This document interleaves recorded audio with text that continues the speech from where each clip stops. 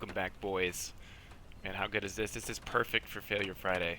Last week we didn't make it, obviously. We had an engine failure on the way to Grand Bahama, and this week probably not looking too great either. I have the exact same setup. I've armed all the failures to occur between 20 minutes and 200 minutes. And we have it's 44 miles in a straight line, but we're going to have to fly directly down this little canyon, as you can see, because being in the clouds isn't going to do us much good. I'm not sure if we have synthetic vision on the PFD that we got in the cockpit, but if we do, that might help.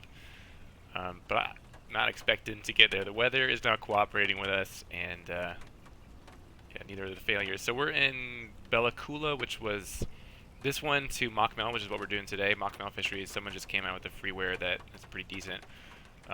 Mockmel is there in the default game, but it's the landing strip is too narrow because I guess it was closed down, and the ortho photos that they've got are after it started to get overgrown. So they widened it and added a few buildings down there. So that's where we're going to go, assuming that we can see it. We'll go ahead and get it fired up now. Get airborne as soon as we can to avoid having a failure before we actually start here. Let me get in the cockpits. Get some track IR. Can't see anything. I think there's a flashlight button, but hopefully we're not going to use it. Master on. Oh yeah, but this is pretty good. Let's go ahead and get our strobe.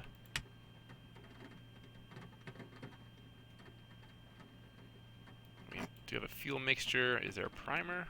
What do we need here? Fuel pump, yes. Is this fuel injected? Oh, and we have... I've flown this once, so that's another thing that's not really working in our favor. So I'm guessing it's fuel injected, and... Oh, no, what?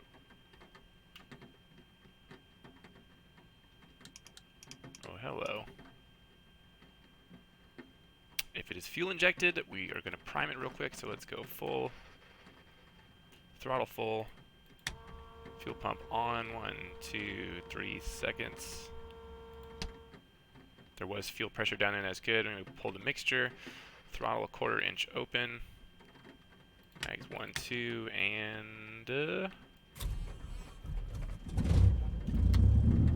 Oh yeah, she started up. Go ahead and lean that out a smidge. Alternator, don't need the fuel pump now. Avionics master should have been on. And we'll go ahead and turn the, get all these external lights on except for the landing light at the moment, and we're pretty much good to go. This thing is super simple. Let me see if I can get synthetic vision on this. That would be neat.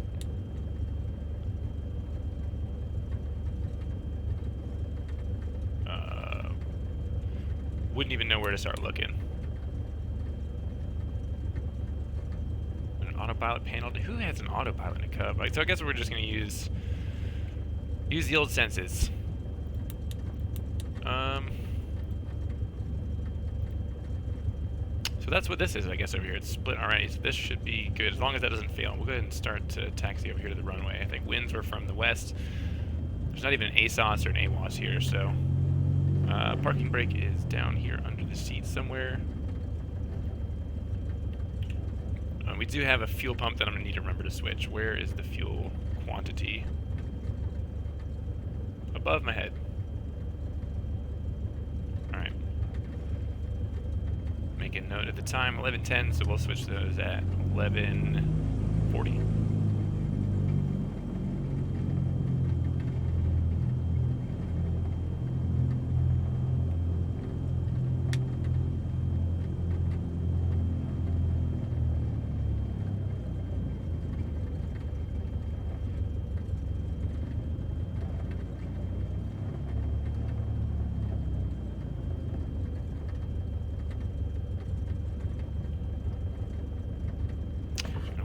Quick, let's do fuel pump on, and I'm going to switch the tanks now.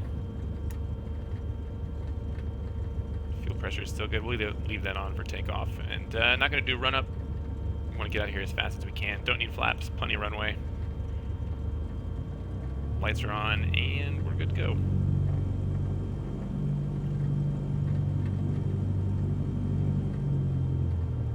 So someone showed me this cool thing that you can do in Cubs, where if you... I'll try it real quick, see if I can do it without smacking the prop on the ground.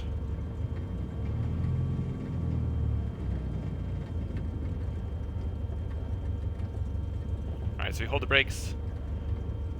Go ahead and set our power. And a little bit of forward pressure on the elevator.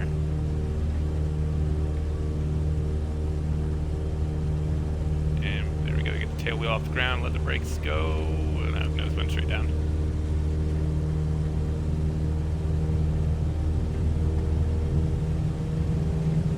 Oh, she's squirrely. Keeper, what is up, my dude? There we go.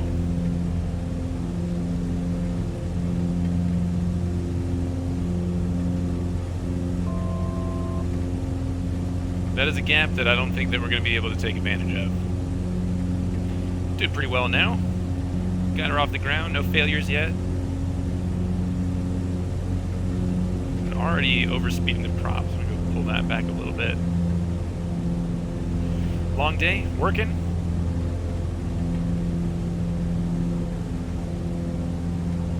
Also, normally I'd say doing like one of these flights with a Cub, I would say, you know, fly around 1,000 feet, but altitude is kind of safety, but I don't think we can go much higher than that.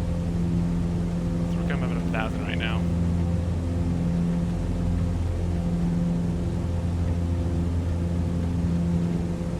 Friday night, though, got a whole weekend of Microsoft Flight Simulator to look forward to.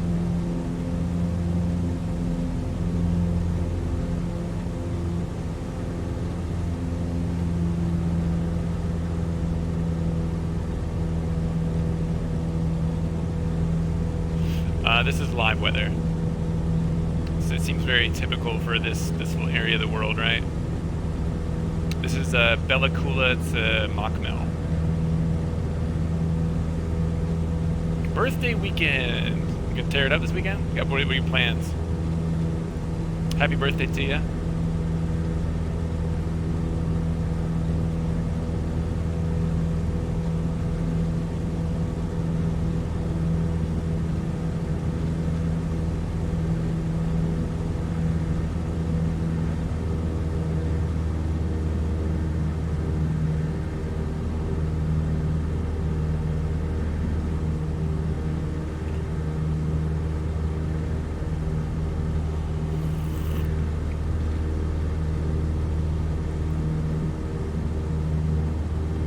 I don't know how old you are, but I've definitely gotten past the age where I enjoy celebrating my birthday. I'd rather just forget about it and pretend like I'm not getting another year older. Also, generally dislike large gatherings and stuff. I would rather just have a couple friends over and do something like that. Not a tennis player, though. Tried once, don't have the hand-eye coordination.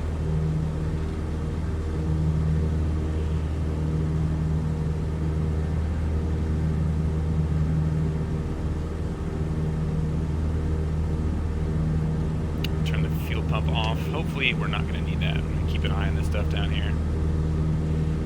Alright, yeah, we're probably in the same ballpark. I am also younger than 42. Look at that. Have you flown up here at all?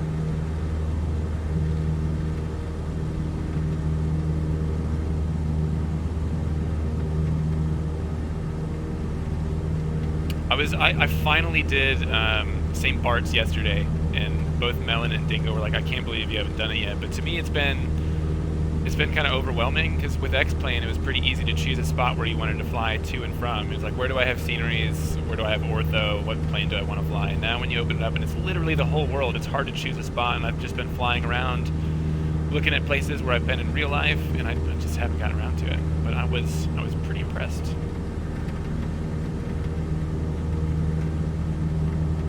How is Cape Town? Still haven't been there yet. Somebody was asking on, I think on YouTube, they were talking about doing some tour of South Africa, so I should get down there. It's good. Haven't been to Telluride yet either. Does Paris have the Eiffel Tower and stuff?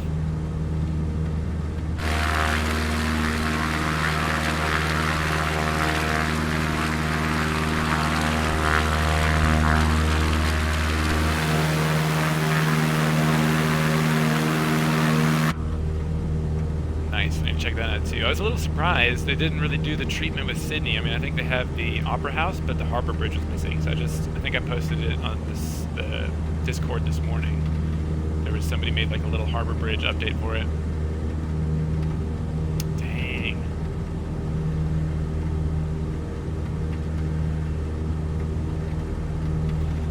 Well, if the weather is like this when we get down to Mockmel, landing might be an issue. But for now, at least we've got the synthetic vision down here. This is going to be an interesting one.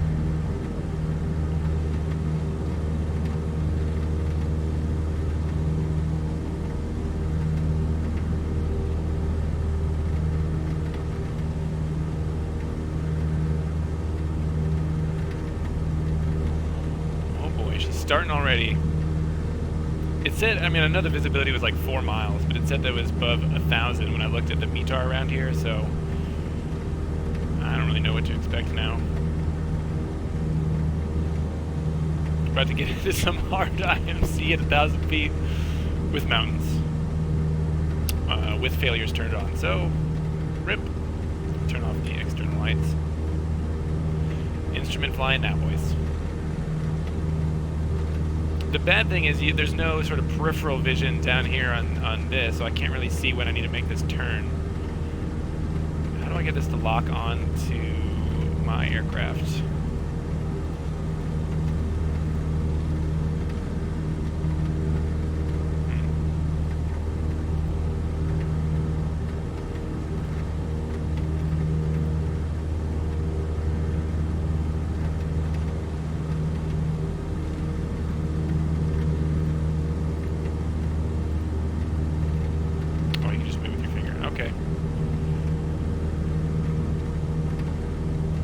Can we see? We can't even see the...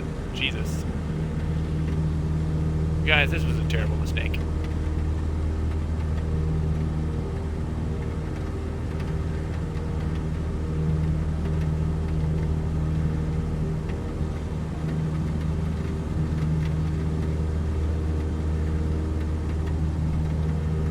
Yeah, no, I can see both. I mean, I got the synthetic vision. I just wanted to make sure that I know when I need to turn. We're doing good. Hopefully it'll break so we can see something. No instrument approaches at Mockmel. If I can't land it there, that's going to be a failure.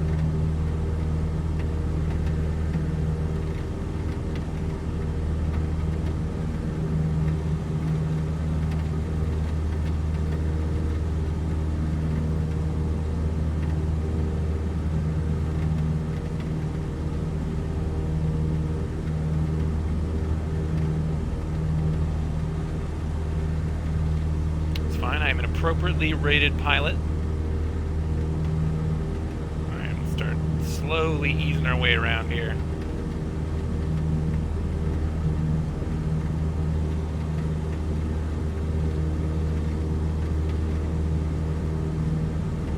I don't want to cut it too close to this little outcropping. This is fun. We're having fun now.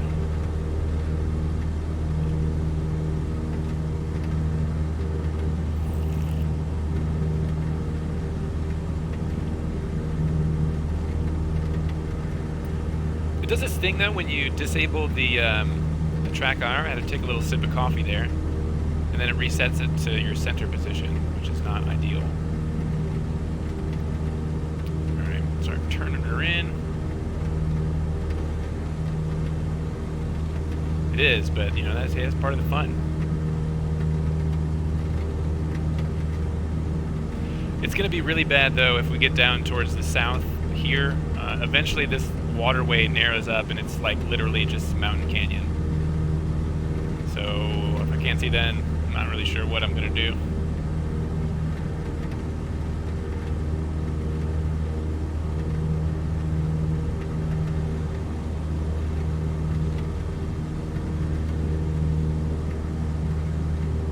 Now what is the outside? 18 degrees. It's pretty good. It's springtime temperatures up here.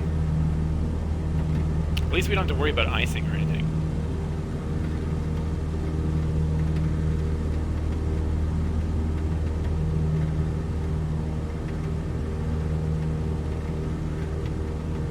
still can't see anything down there.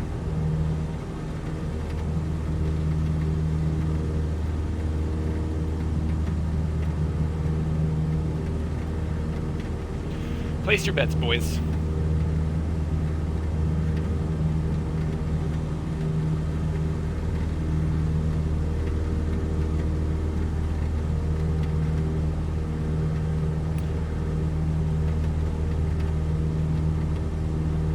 I kind of prefer winter. Oh, I think I can see something ahead. Hell yes.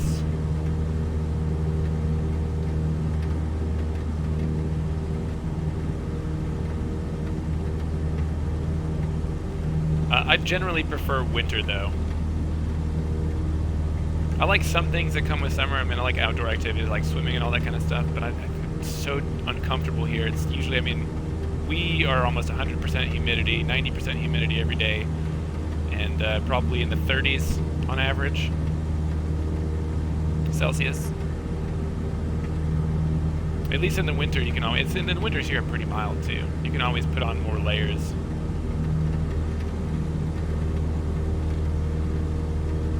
Oh, is it humid in South Africa for summer?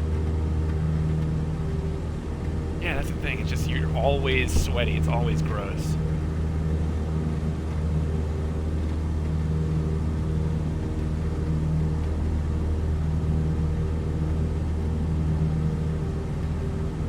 All right, all the failures now should be active. I feel like we should climb a little bit to get some altitude. Yeah, less than 50% humidity sounds delightful. If I could have the heat without the humidity, I would, but other than that, living in Georgia is pretty nice.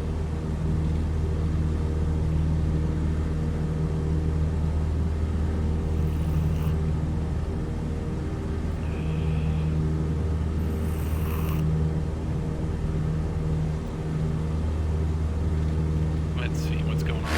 Hello.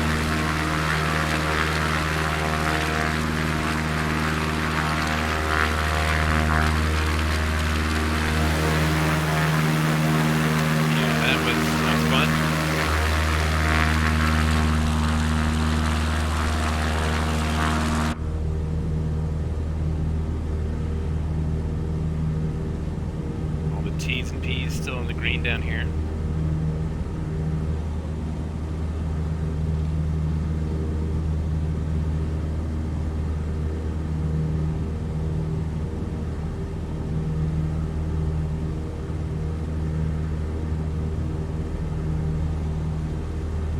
This guy.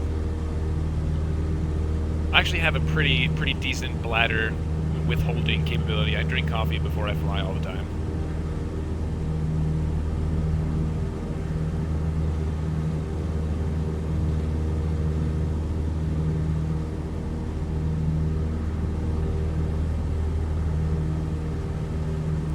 Alright, so I think up here on the right, we gotta go to the right up here. That's where it starts to narrow and the water kind of disappears. So hopefully these, see, like right now it looks like there's low cloud in there.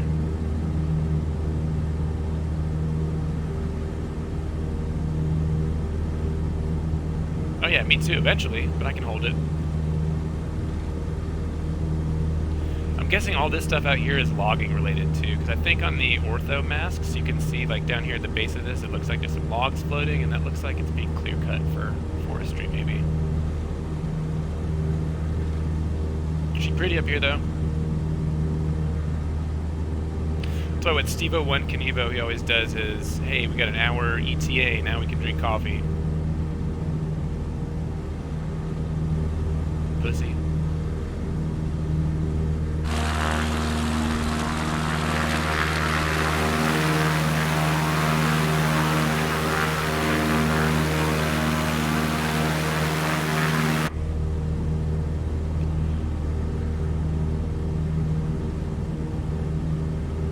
I have heard that, but I have never had a bladder infection.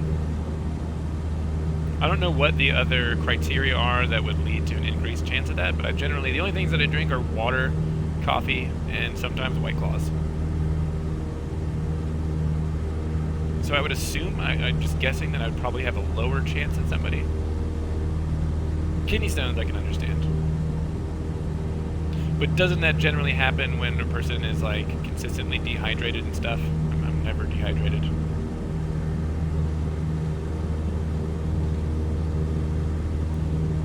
It is the, apparently it's the new basic Karen drink here. It's basically alcoholic seltzer water with flavors.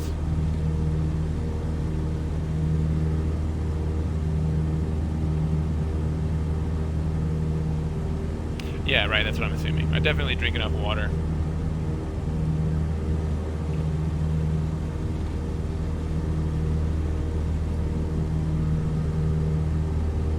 Melon makes fun of me for it, but I just drink whatever you want, man. Leave me alone. He drinks White Russians. You know how many calories are in a White Russian?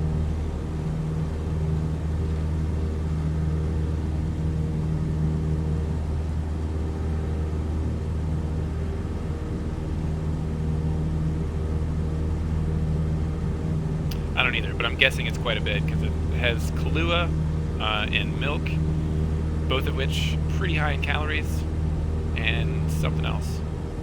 If I had to guess, I would say probably over 400 calories in a drink. I'm gonna look that up later.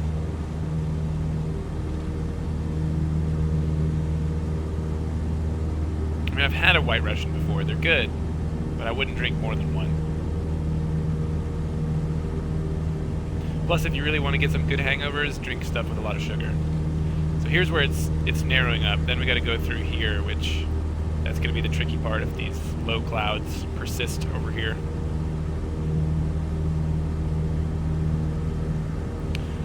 Let me do it on fuel. Where are you at?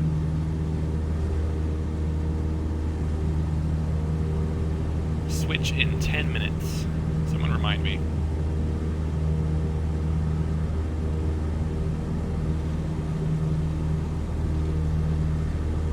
Yeah, me too.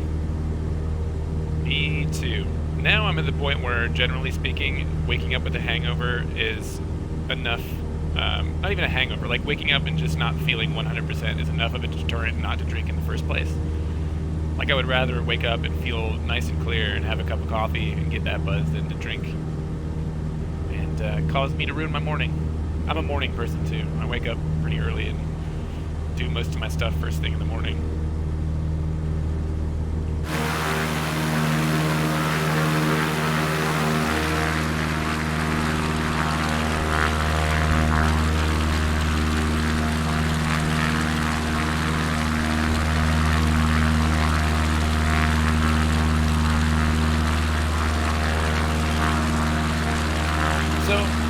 Somebody else who said this, and I think that we need to define what we're talking about when we say hangovers, because this person was like, I never get hangovers, and that's impossible, right?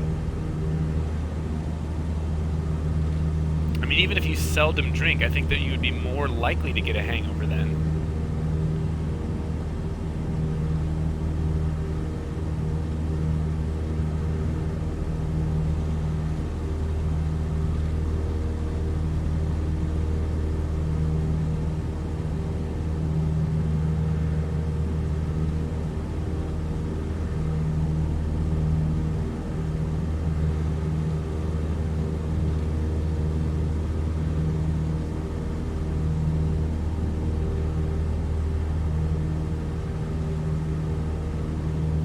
Looking pretty visible through here. That's good. That's a positive sign. Yeah, but I mean, there's different kinds. Like, I would consider if you wake up with a headache, that is a hangover. I mean, it's not a significant one, but that's a hangover.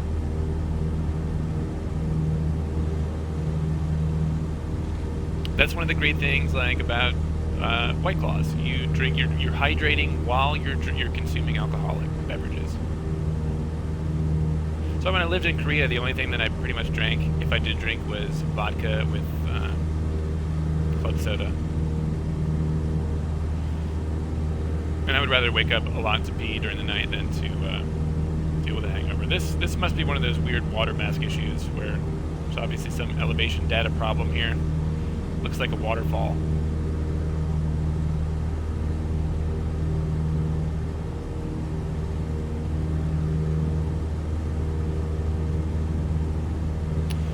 Temperatures and pressures all still good.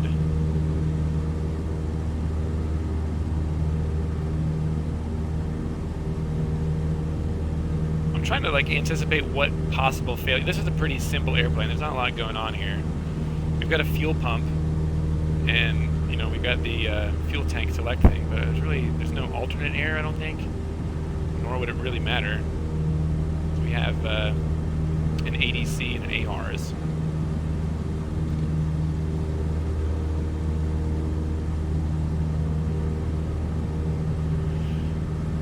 Yeah, I mean, there is an option for complete failure. I'm not really sure what that entails, but I would guess like airframe disintegration or something, so it's a possibility. And yeah, in comparison to X-Plane, you know, I think about this flight, because we did this quite a few times in X-Plane with the guys from Discord, going to Mockmel and stuff, and it is no comparison. Even when if we can see it when we get there, I'll point it out, but we did this, the first time that we did this together in Flight Simulator 2020, we just found a little spot. There's two spots up here. There's actually another logging, it looks like an old logging runway or one of those bush strips that we landed on. That was just from the ortho photos. And there's also a couple buildings up here along a little clearing where we landed as well. So I'm guessing, yeah, this stuff too, all logging related. Alright, here's the sketch part.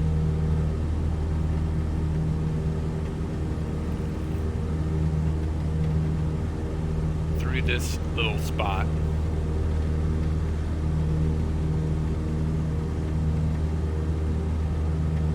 Kind of slowly been climbing here too.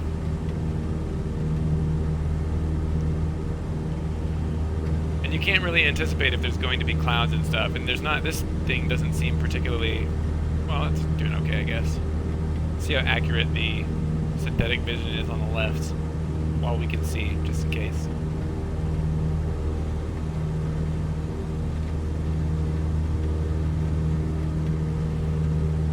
The time to do what? To fly out here?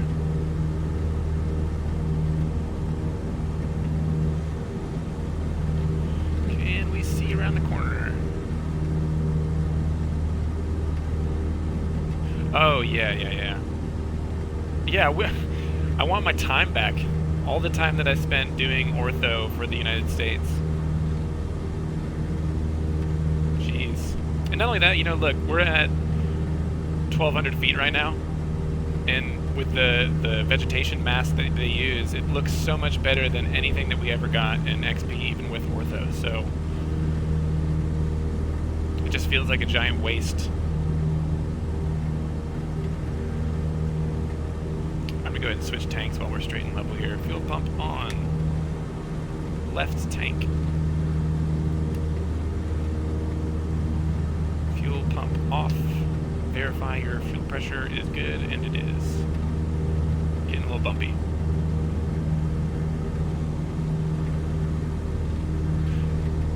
Alright guys, this is not ideal.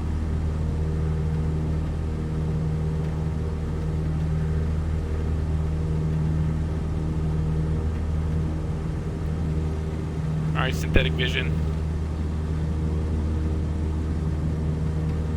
Save me, Daddy.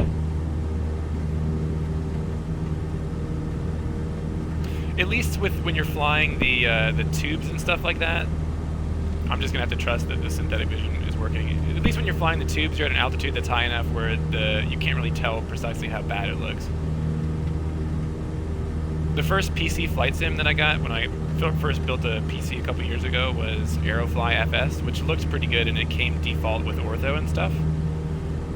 The night lighting was bad, but then switching over to X-Plane because I wanted more realistic systems, and I was kind of appalled at how badly it looked, how bad it looked. Guys, I'm literally, this is bad.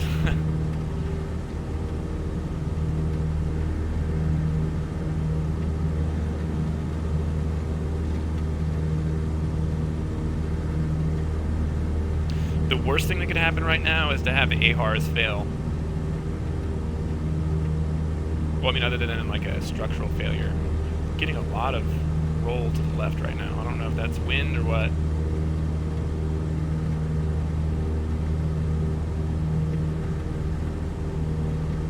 think I can see shapes. Come on. Oh yeah. Survived another one, boys.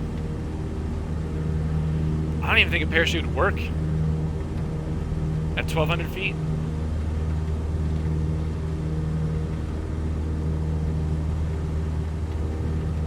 Alright, I think there's... Is there one more? Yeah, we still got a ways to go. I'm gonna slow it down a bit. That might help us.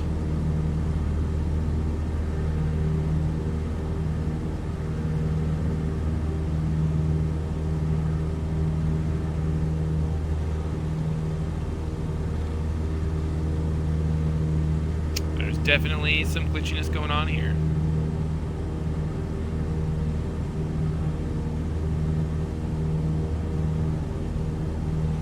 Bouncy ball shoot thingy on the Mars rover, I have no idea what you're talking about.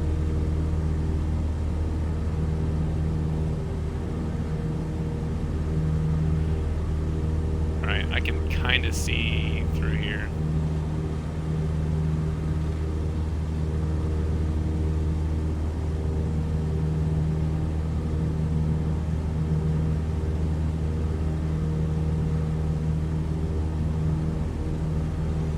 Would you do this in real life?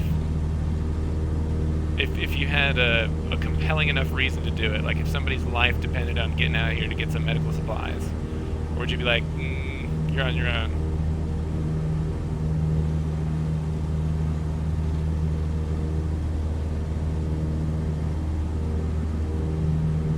Fortunately, we can see the edges of these mountains here.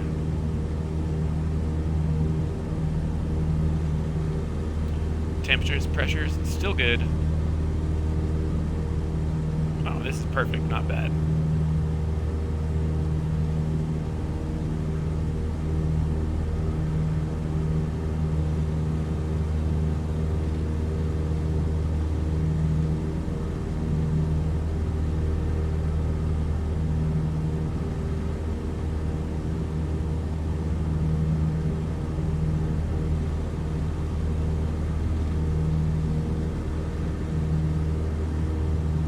I'm gonna have to click it later. Got my hands full at the minute.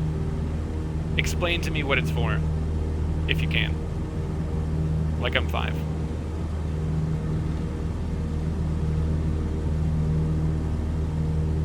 This is that spot that I was talking about where we just, because of the ortho scenery, we just found a random little logging strip. Did a touch and go and then landed in this little pasture out here. So you just see the strip right off the nose there now.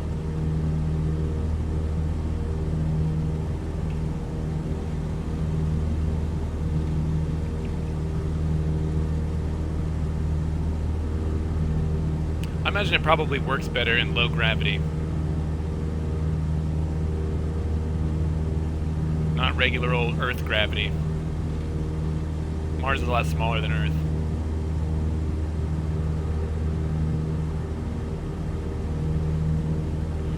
Right there is the little strip. Super narrow though. I probably wouldn't try it right now with this. And then right here at the right side of the nose, we landed here.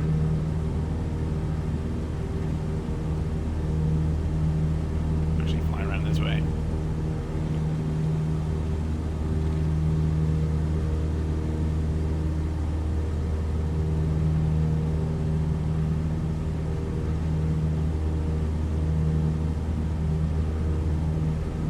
Right down there.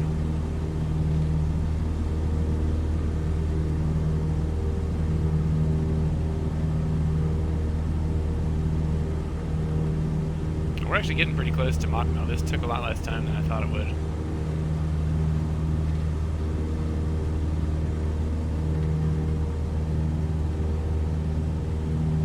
And there's also some buildings down here on this little beach here. I wonder what those are about.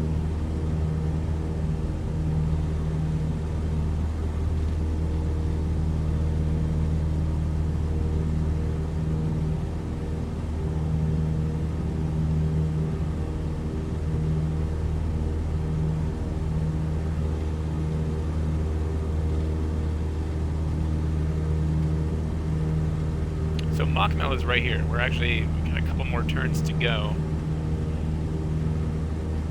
Big question is, what are the visibility conditions going to be like when we get there?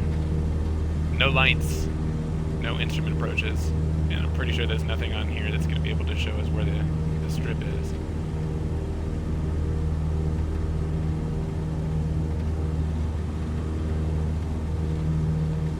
Everything looks still functional.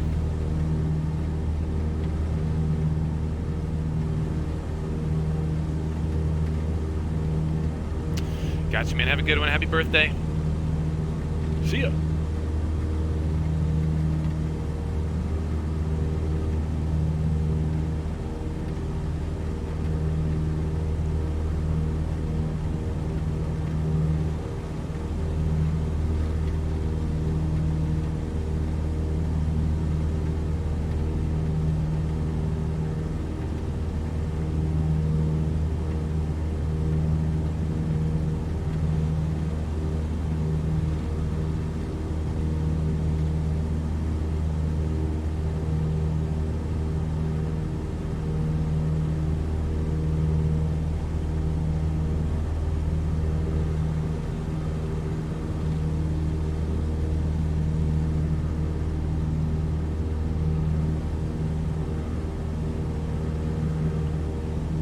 I could say this probably would have been impossible with the Savage Cub that doesn't have any of these avionics. Because there's definitely that one little portion back there where if it wasn't for the synthetic vision, we'd be dead.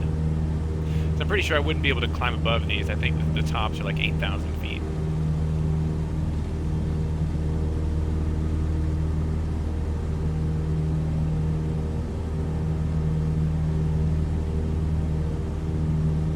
I think this little outcropping here at the end of this waterway is, yeah, that's where it is. So I'm going to fly over here, we'll turn around on the left, and then do a right downwind. I don't think there's a windsock or anything. I would assume that they just land from the west because that's physically what it seems like it's conducive for. I don't know, we'll see. We'll see.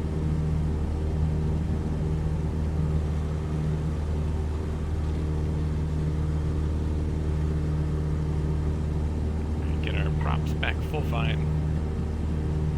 Never had to lean the mixture.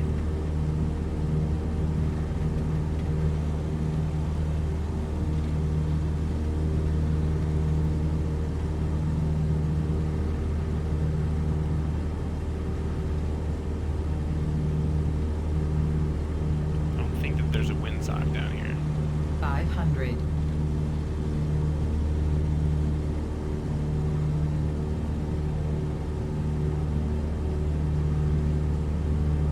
So that's the strip, that's where we're going to land, and I think I'm going to come in from the west, which is now behind us.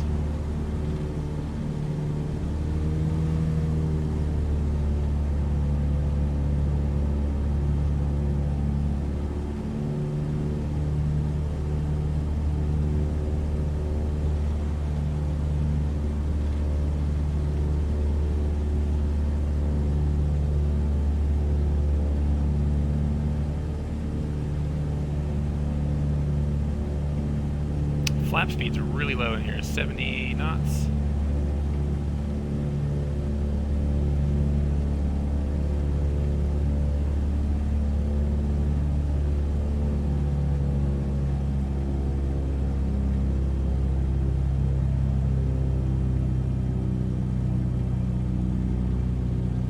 Get a fuel pump on, the landing lights on.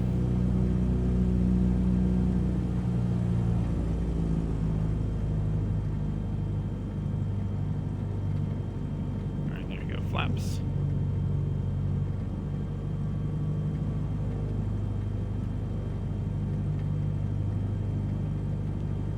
$500.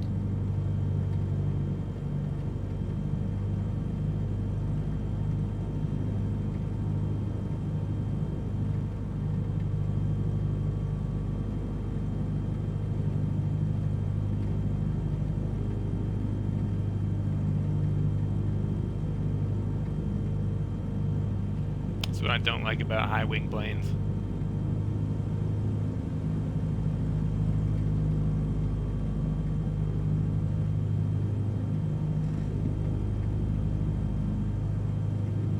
got full flaps now. It looks like our 40 knots. That's crazy. A little low here.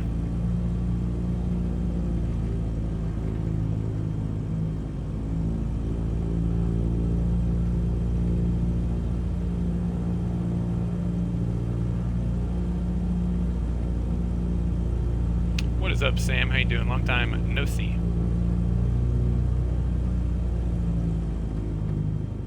Don't hit the trees. Don't hit the trees. A lot.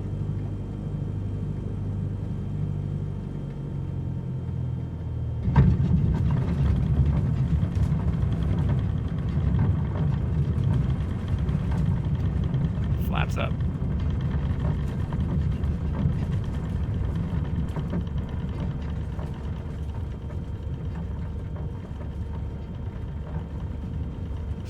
How's school going? Keep back pressure on this stick while we taxi back here to the parking area.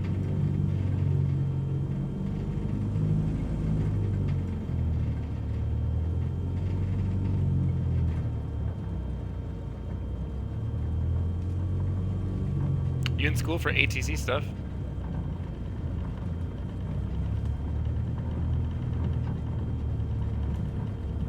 You should check out Pilot Edge or VATSIM. VATSIM will give you some free practice.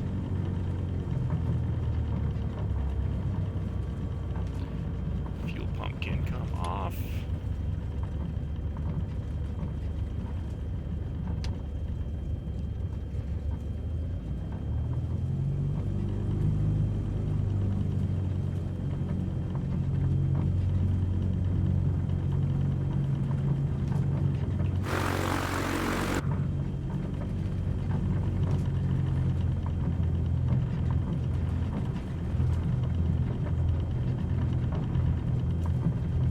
Where are you flying an X-plane?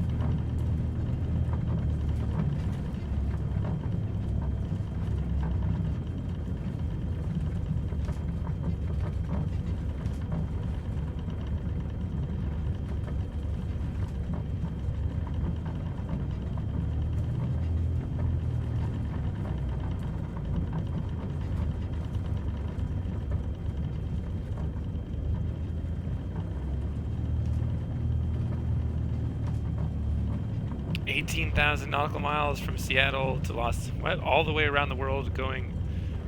Alright, that's not the most efficient flight in the world.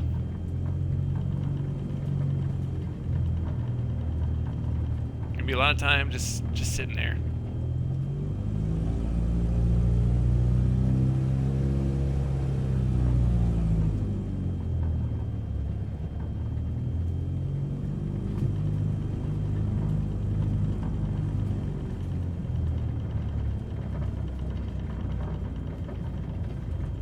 Can we park this thing?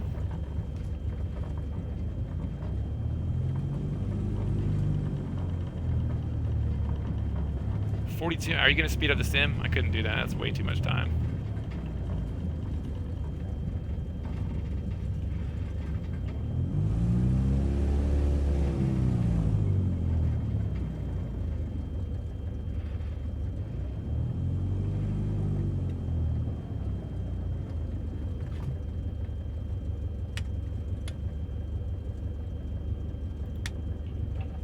Heck yeah, dudes, we did it. Where's the avionics button again? There she is. The avionics master doesn't actually turn anything off or on, it seems like. What are you going to do for 42 hours? That's like the whole weekend, though.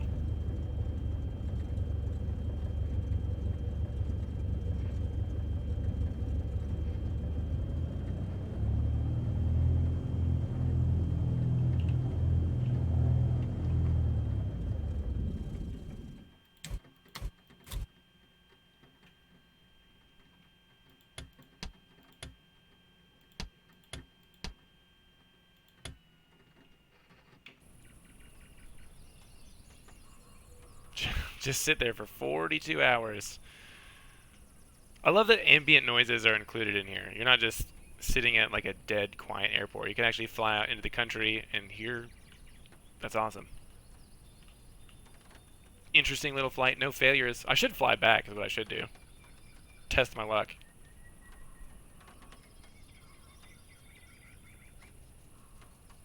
Fly back, yay or nay?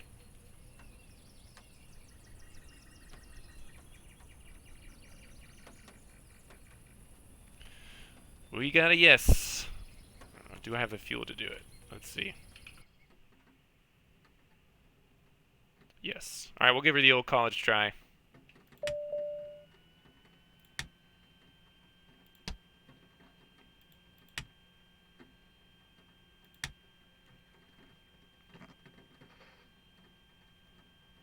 See if it starts up with no primer. Probably help if we had the mags on.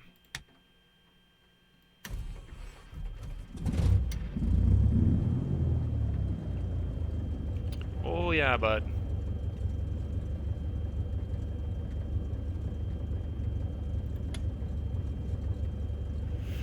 Alright, here we go. This is Mockmel, which I think it's CYB2. It's 44 miles south of Bella Coola.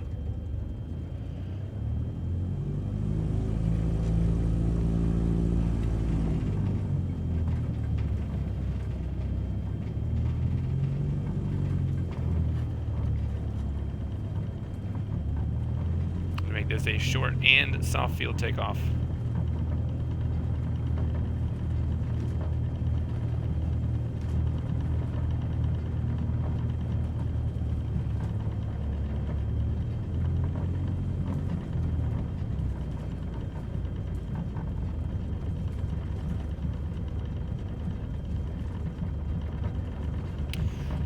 It was a little tiny airstrip that was made to service this little logging camp, as a lot of these little bush strips are. So it's not, I don't even think that it's actually an ICAO airport. I think they might have just designated that so you could find it in the flight planning screen.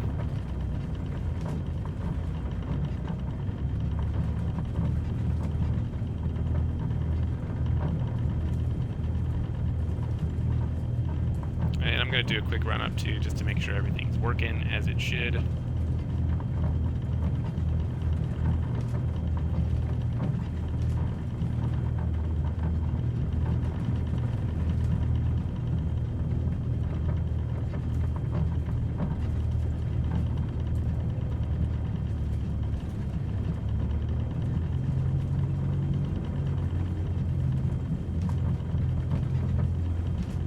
Yeah, if something looks bad when we do this run up, then we'll just leave it here, but if we're good for takeoff, we'll give it a try. See if we can get back before we have a complete failure, because it will occur before 200 minutes, and right now we're at 50.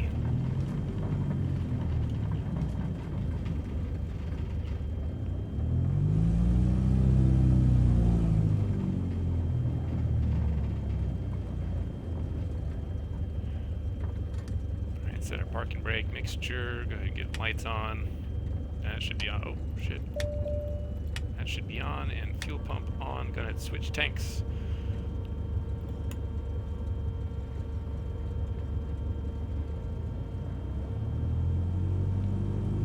And let's go to 2,000 RPM.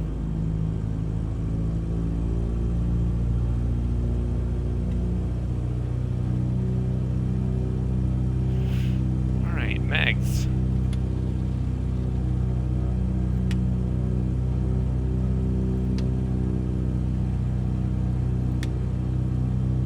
Drop it. Let's see, with the propeller controller, we're going to go all the way back. Going to see a drop in RPMs and a rise in manifold pressure. Or do that twice.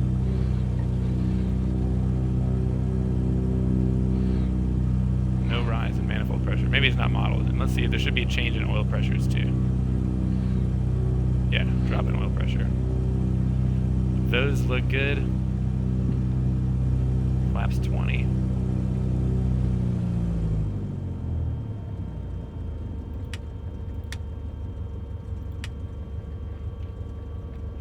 Yes, all the failures are armed to occur before 200 minutes. So I've got 150 minutes Or I could conceivably get back and not have a failure. So we're going to go ahead and send it, give her a try.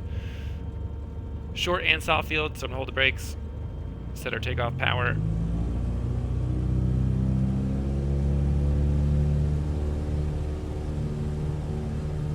And there we go. Keep a little bit of back pressure here.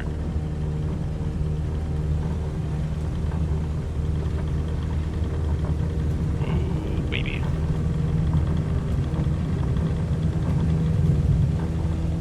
And we're flying.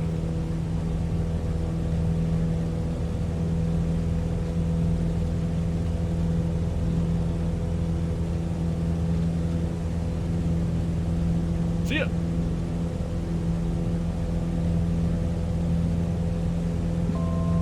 There we go, flaps up.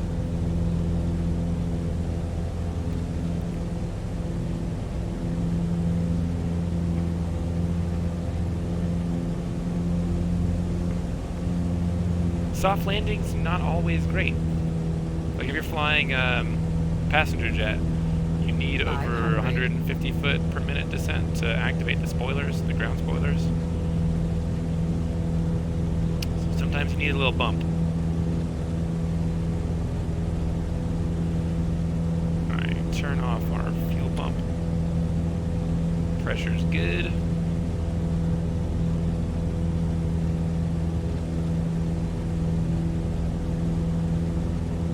I'm not sure if it's actually modeled in an X-plane with a Zebo though, or whatever you're flying.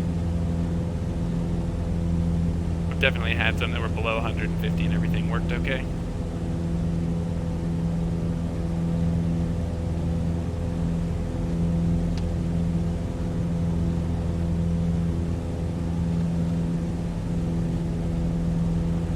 .350, interesting. The flight factor.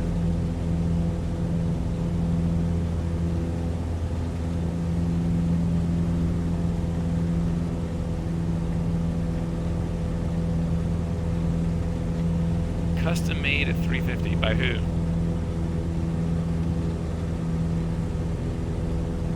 Didn't know there was one.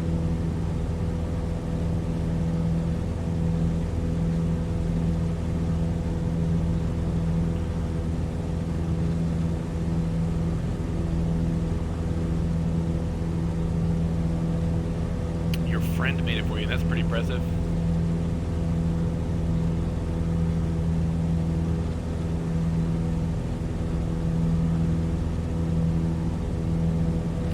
This little spot up here is going to be the last place that we have for an emergency landing, this little strip.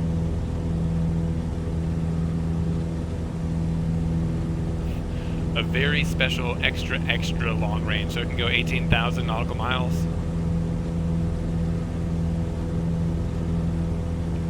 Also, to me, the landing is the fun part. Why would you want to fly 18,000 miles without landing?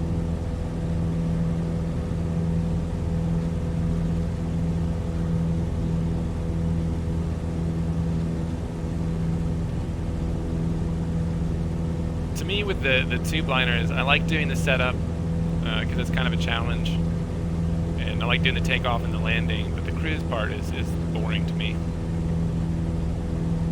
Even if you were using live ATC.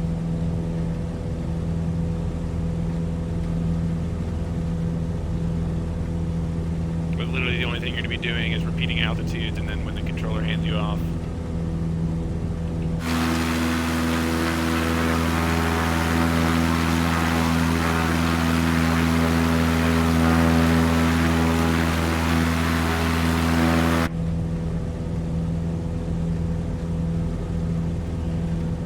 Let's go, boy, back into the tricky part. Oh, there is a carb heat. Oh, I missed that. It's carbureted. Definitely did not use that on landing. I wonder if carb icing is even modeled in here.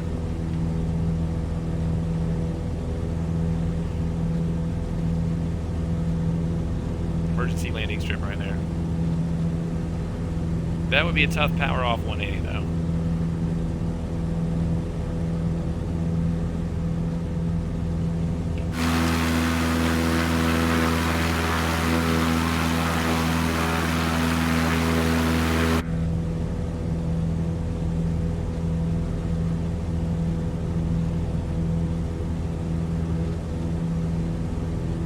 So does he just twerk the fuel consumption?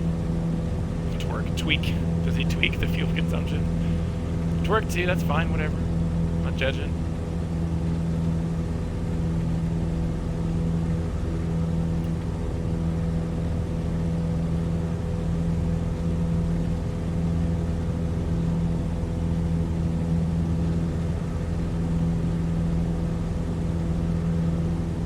So if you tweak the max takeoff weight for an A380, so I know the max takeoff weight for the 747-800i is almost 1,000,000 pounds.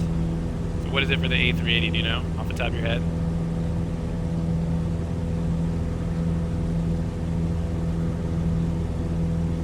That's something I should mess around with too. I haven't even gotten in the 747 in this game.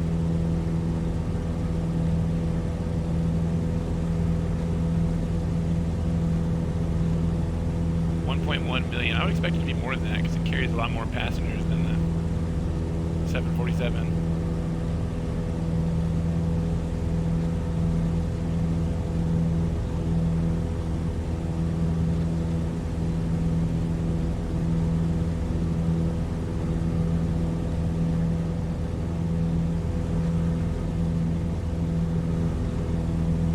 Switch it to the left tank. Got a bit of an imbalance.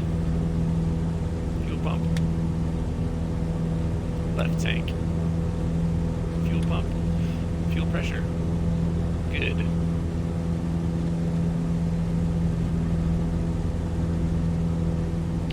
A max range of 91.2 thousand nautical miles. That doesn't sound fun to me, man. You gotta land.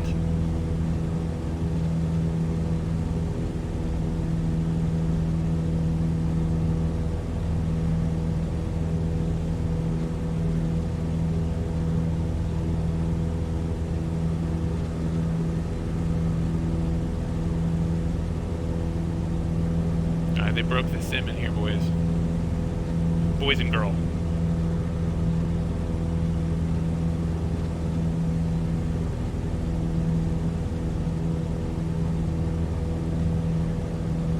We're getting into the fun part here again, too.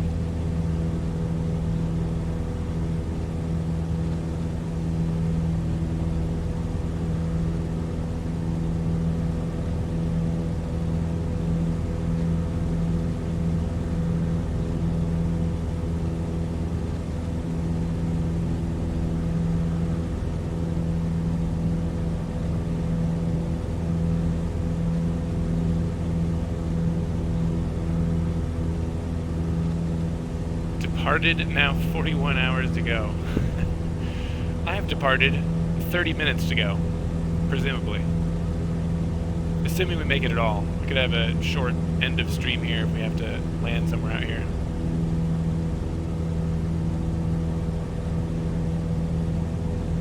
Because there ain't nothing. And the tree hit detection is on, so I'm not sure how we would do that. Maybe...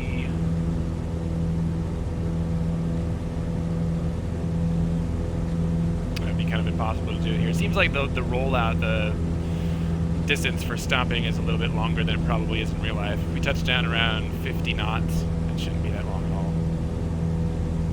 We did last week. Me and a friend tried to fly from the west side of Florida to Grand Bahama in the Caravans and had a complete engine failure or something.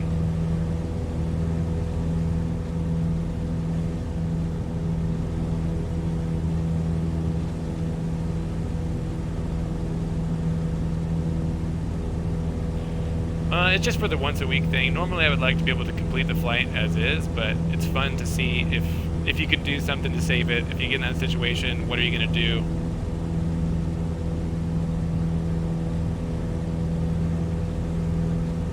I mean, I guess we practice for those things in real life, but what do you actually do when something does go wrong? Like, for example, when you're practicing, you know it's going to happen, or you know at some point your instructor or the TPE is going to pull your power to idle. So you kind of expect it.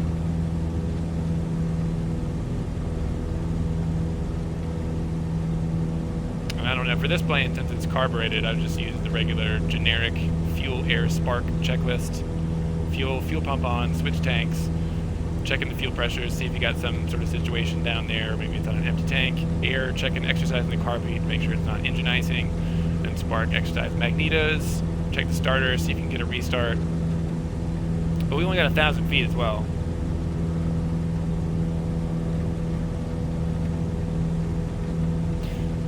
No, so, well, during the check rides, doing the engine out procedures, he's basically kind of warned you that it's going to happen, but when I was practicing during my private pilot license, my instructor would just pull it randomly during a flight and be like, now deal with it. The first time he did it, I just pushed the throttle back in. Problem solved.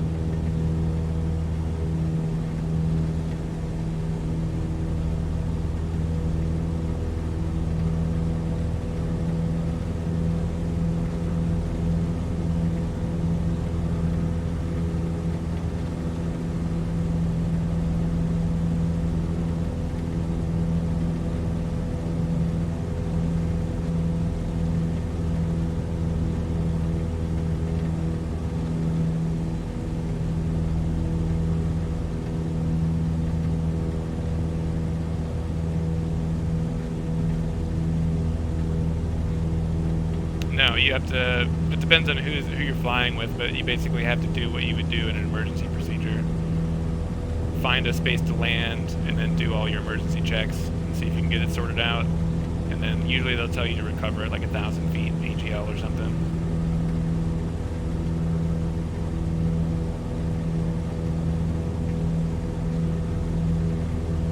The service ceiling is it actually, what is the actual service ceiling of the A350? I don't really know much about them.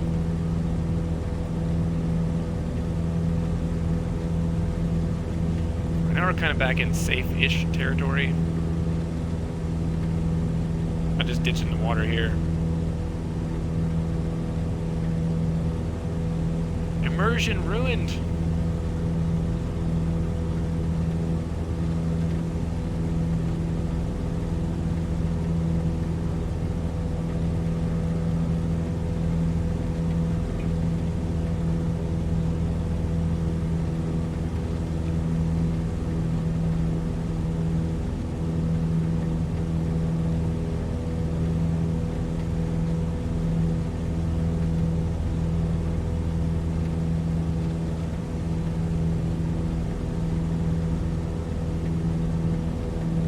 Looks like we got a spot that we can land up there too.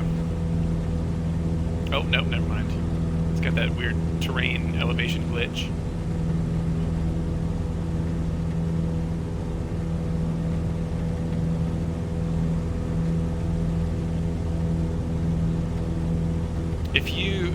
If it's using the flight factor, and let's say you're at the max takeoff weight, do you have to step climb? I mean, it's not going to go up to 41 or 43,000 with all that weight.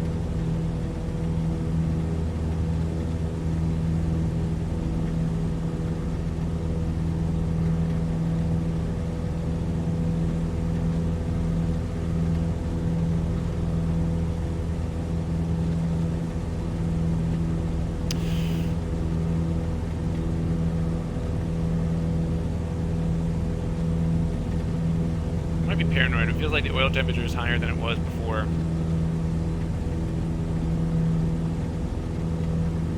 Still in the green. Ready to make a note. 86 on the PSI and 207.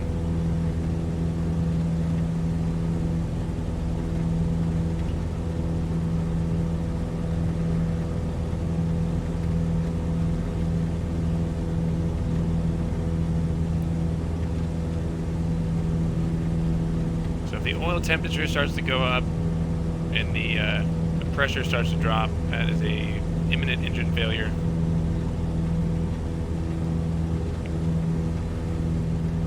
Make that back there for failed right now.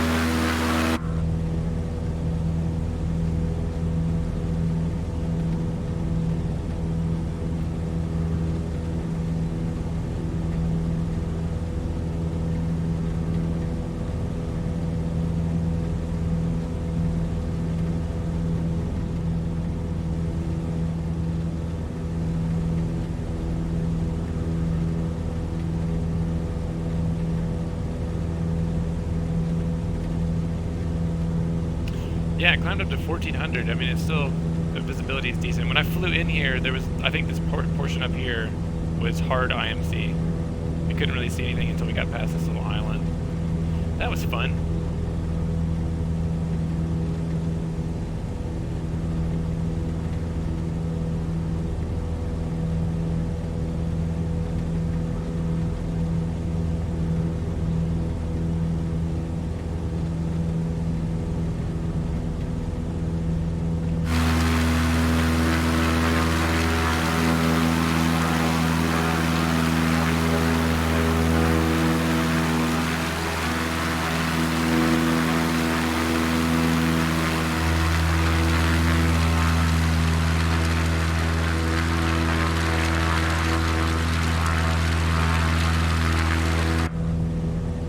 Getting kind of close to these mountains over here.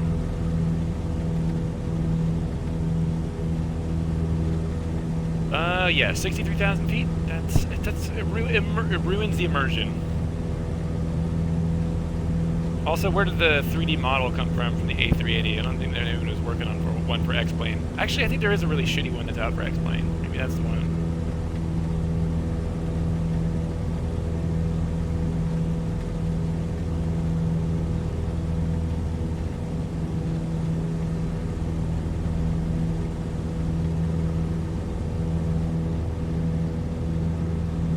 Imagine that's going to have to step climb too. So if he increases the size of the fuel tanks, how does he change it so that it accepts the new maximum takeoff weight? I don't understand how that works. How's he doing the 3D modeling? Oh, seems like a hefty bit of work.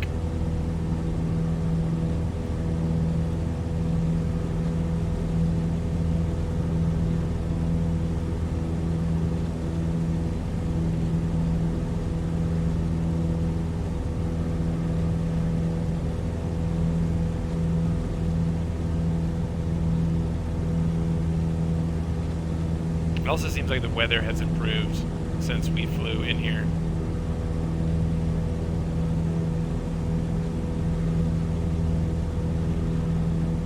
Alright guys, now emergency landing spots. I don't see nothing.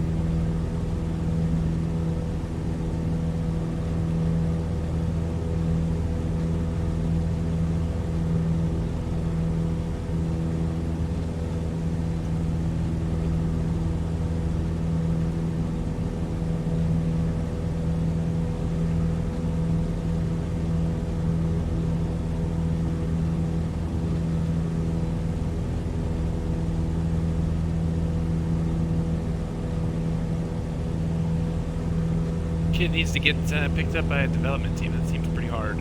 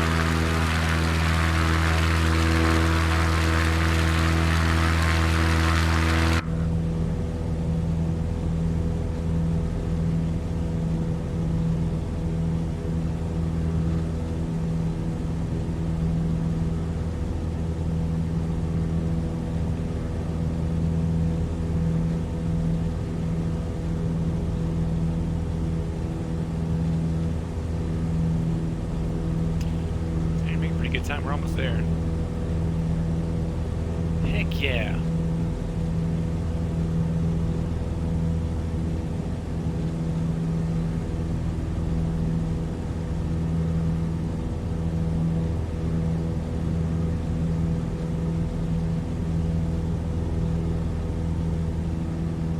I've never really messed around with the adjusting the models, except for with the Flight Factor 757, where the exhaust plumes were just way too sooty. It looked ridiculous when it started up. There were just these big black clouds behind it, so I went in and adjusted those, but that's the only thing that I've ever done in there.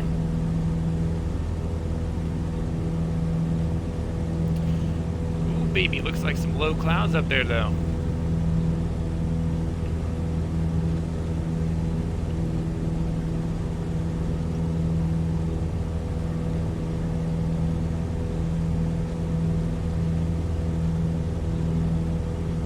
Coffee is finished, full power.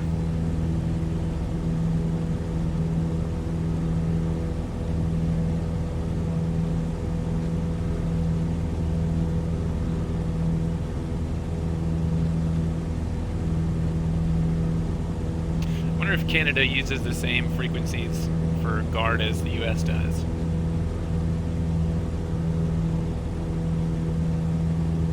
Bonus question, what is the emergency frequency in the US?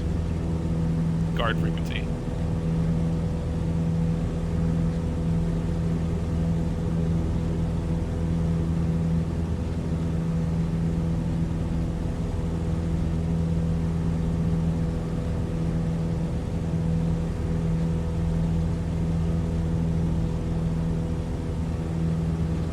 That looks like right where we're going to have to turn, so it might be back into IMC there before we get back to Bella Coola.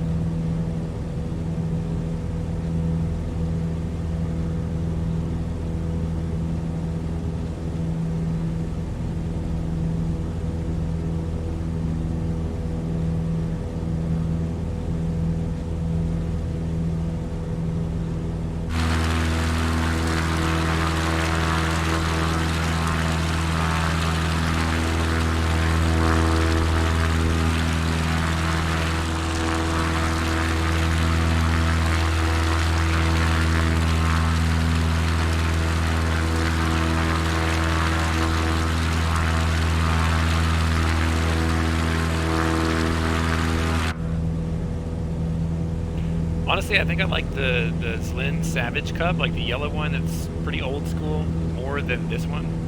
But I don't think we would have been able to make it today if it wasn't for the synthetic vision.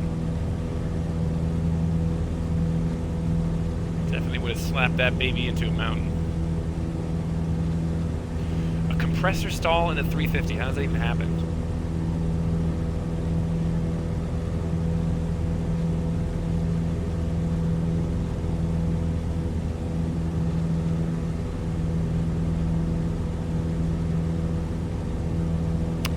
Definitely back into some IMC, boys.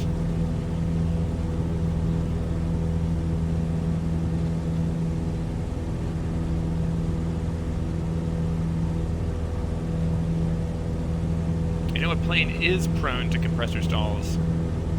The F-14. My favorite airplane.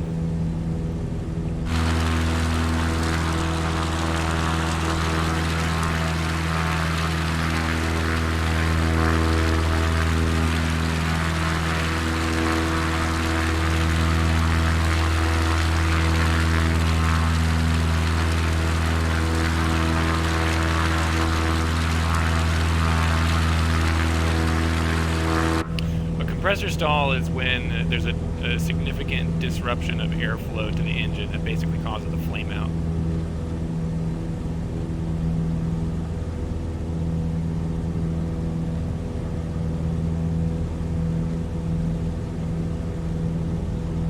I don't fly jets, so I couldn't really tell you much more than that. But if it was a fuel issue, then it might have been like a bad fuel pump or something. I know that with the 737 Maxes, they said there was another problem where because they were sitting so long, there was a fuel pump component that was just rotting out. That was causing other issues with fuel starvation and stuff, which, Jesus Christ, guys. Boeing, get your shit together. Alright. Actually, I can kind of see a mountaintop through there. This might not be too bad.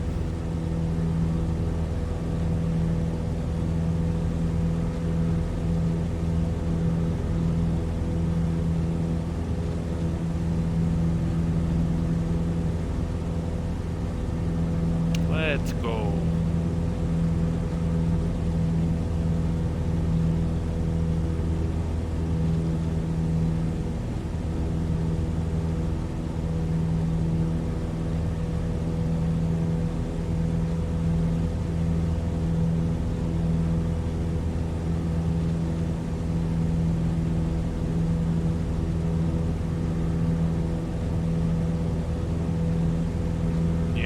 pretty disconcerting in real life.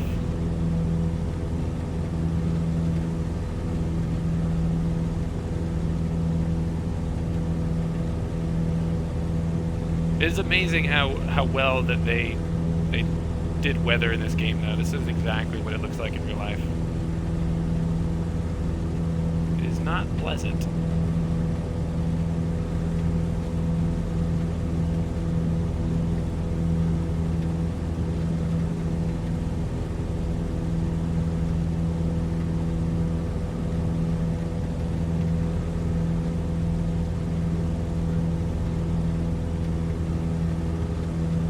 Now would be a terrible time for a failure. So check the fuel situation here.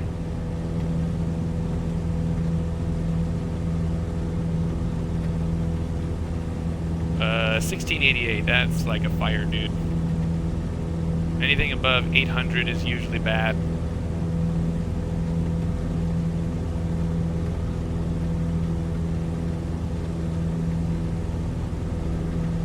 We should be able to just point it straight to Belacula here.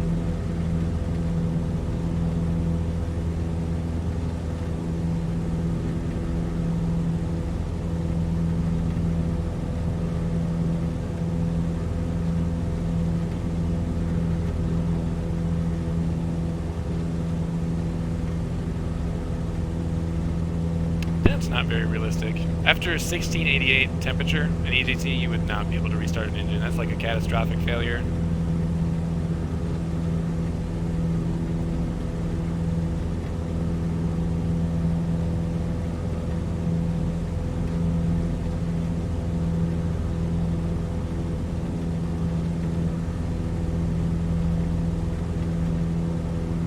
Only in flight simulators.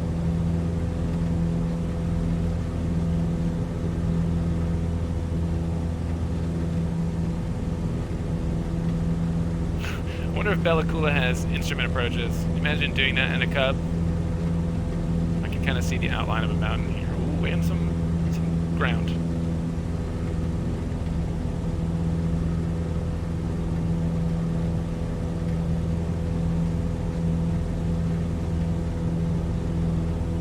Yeah, it's possible to stall any plane.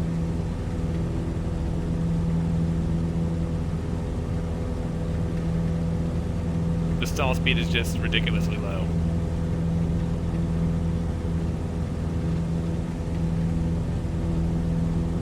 What do you mean stall the engine out? I mean, you can't do like a compressor stall or anything like that. We could overheat it, or you could starve the fuel. It is carbureted. Particularly in conditions like this, where there's a lot of moisture in the air, the temperature's not particularly hot. Yeah, you could get carbizing, or you could have, these are gravity-fed tanks, so there is an aux fuel pump though, that's good.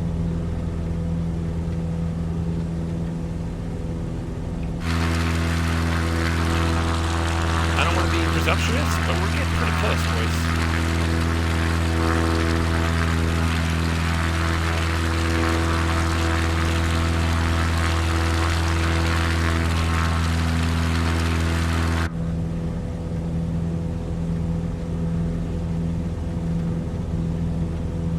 No, you have to fly all the way around the world when you could have just flown a couple hundred miles. Totally different philosophy on flight sims.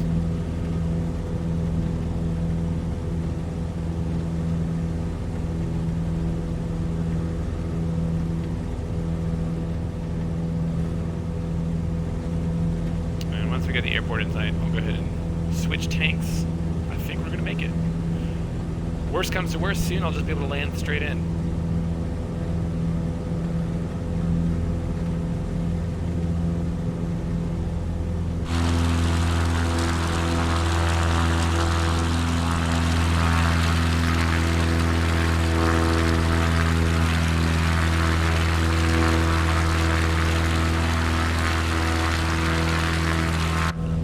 Yeah, but are you going to get any sort of official recognition from anybody for doing that?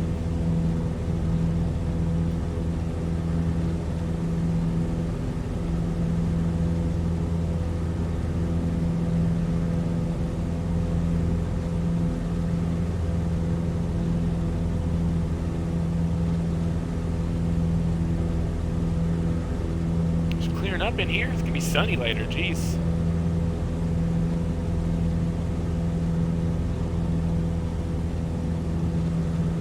Oh, your own record, not like a world record. Why don't you get your friend to model in some aerial refueling?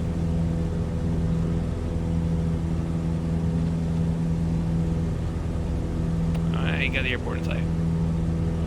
Let's go. Landing light fuel pump. Go ahead and switch this over to our right boy.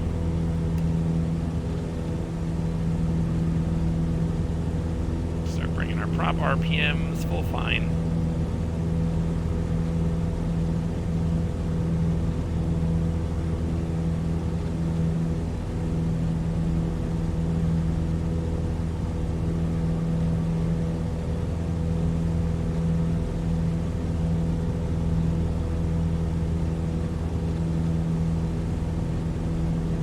Oh geez, there looks like some Cronenberg stuff at the back of this valley. Look at that. Somebody needs to fix that elevation data.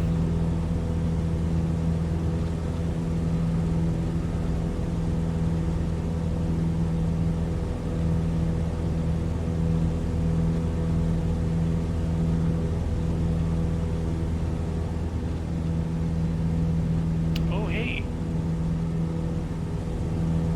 We got a jet, we can just climb up through there.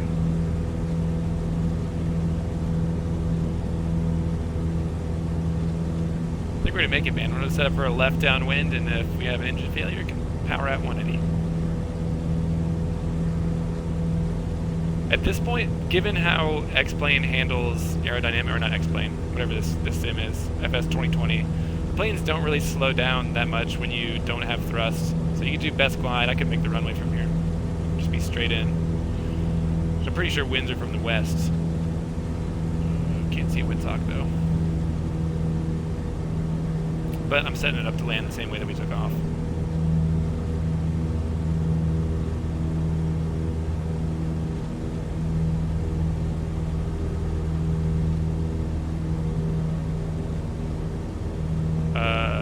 RPMs are dropping now.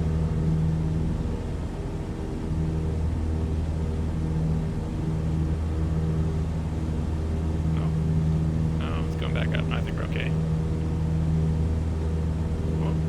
Fluctuating. I don't know what's going on there.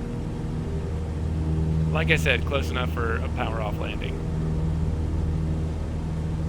What are you doing?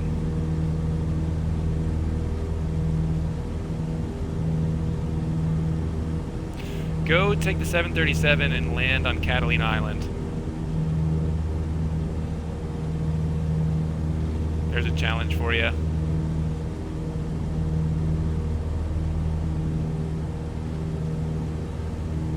The RPMs are being a little wonky now.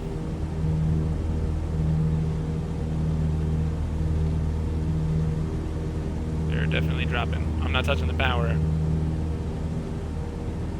Alright, go ahead and start bringing it back. Trimming, carb heat on.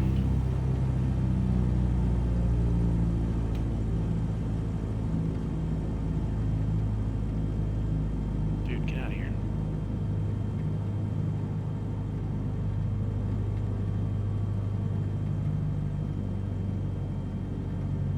Give me that flap speed, dude. Go ahead and turn it in. The planes just don't want to slow down in this game.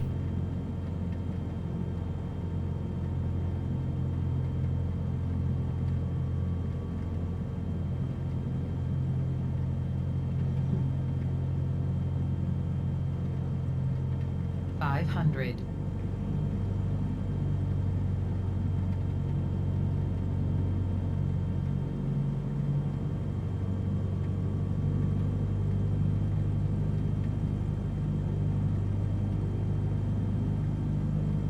Well, the fuel pressure and stuff was all good. I don't know what was going on there. But I'll get it on the ground and go back to the ramp and do a run up and see if anything looks weird. Oh, we're super fast.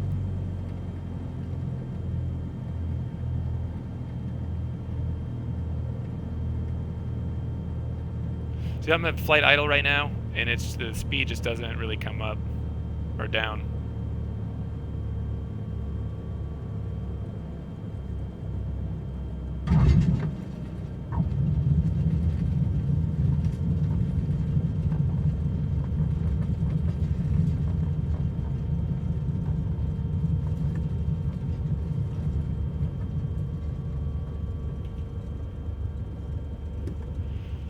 Alright, carb off. You can go off. Turn the fuel pump off.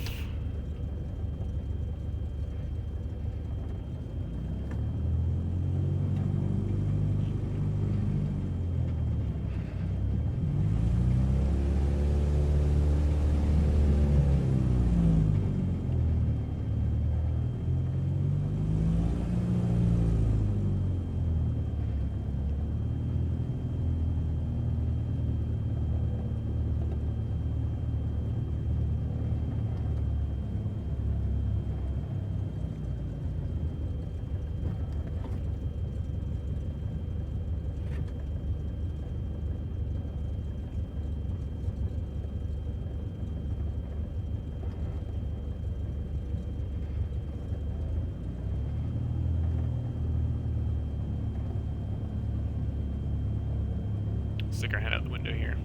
Taxi a little bit easier.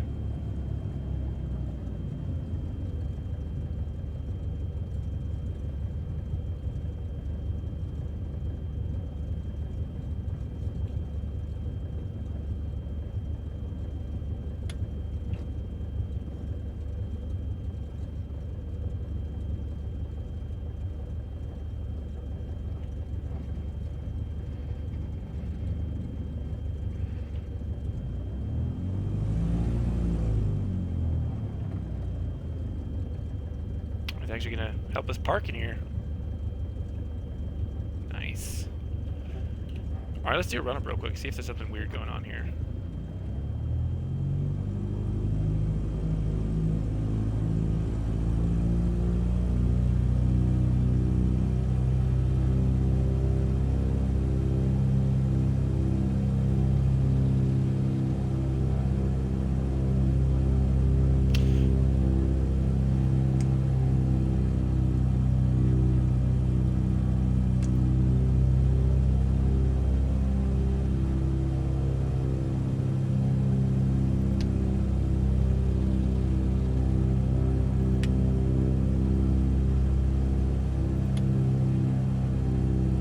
No, I mean, it seems alright.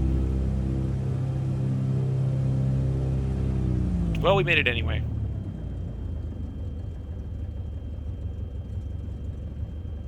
Let's go get those guys off. Don't need you. Avionics master switch off. Go at 1200 RPM. And fuel cut off. See ya. Mags, alternator, and master. Bye. GG, we made it, guys. Thanks for hanging out. That's right. That's right. See you next time. Sam, good luck with your ATC stuff and your 18,000 nautical mile flight. Oh, look at that. That's neat. Guys, we'll see you later. We love you. See you next time. See ya.